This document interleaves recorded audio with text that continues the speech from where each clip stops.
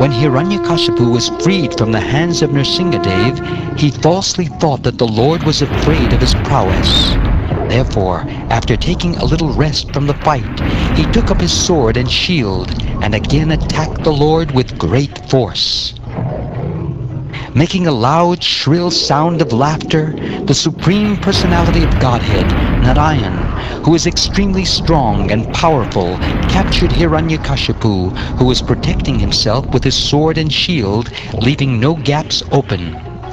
With the speed of a hawk, Hiranyakashipu moved sometimes in the sky and sometimes on the earth, his eyes closed because of fear of Nrsimhadeva's laughter.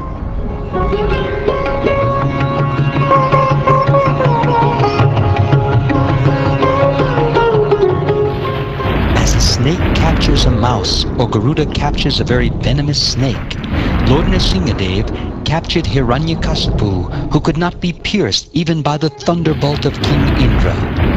As Hiranyakasipu moved his limbs here, there, and all around, very much afflicted at being captured, Lord Nrsimhadeva placed the demon on his lap, supporting him with his thighs, and in the doorway of the assembly hall, the Lord very easily tore the demon to pieces with the nails of his hands.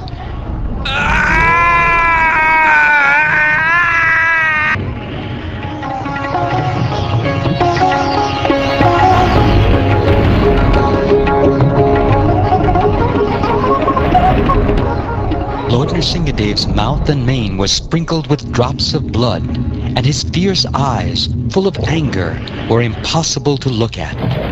Licking the edge of his mouth with his tongue, the Supreme Personality of Godhead, Nrsimhadeva, decorated with a garland of intestines taken from Hiranyakashipu's abdomen, resembled a lion that has just killed an elephant. The Supreme Personality of Godhead, who had many, many arms, first uprooted Hiranyakashipu's heart, and then threw him aside and turned toward the demon's soldiers.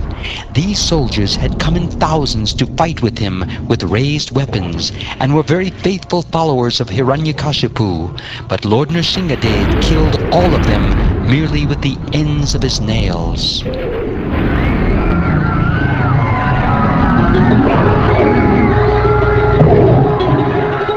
The hair on Nrsimhadeva's head shook the clouds and scattered them here and there.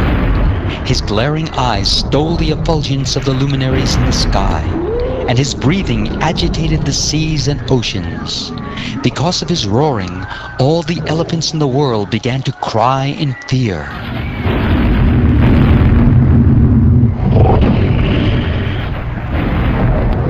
Airplanes were thrown into outer space and the upper planetary system by the hair on Nrsimhadeva's head.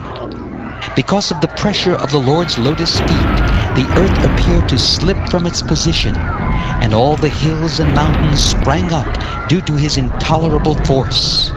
Because of the Lord's bodily effulgence, both the sky and all directions diminished in their natural illumination. Manifesting a full effulgence and a fearsome countenance, Lord Nrsimha, being very angry and finding no contestant to face his power and opulence, then sat down in the assembly hall on the excellent throne of the king. Because of fear and obedience, no one could come forward to serve the Lord directly.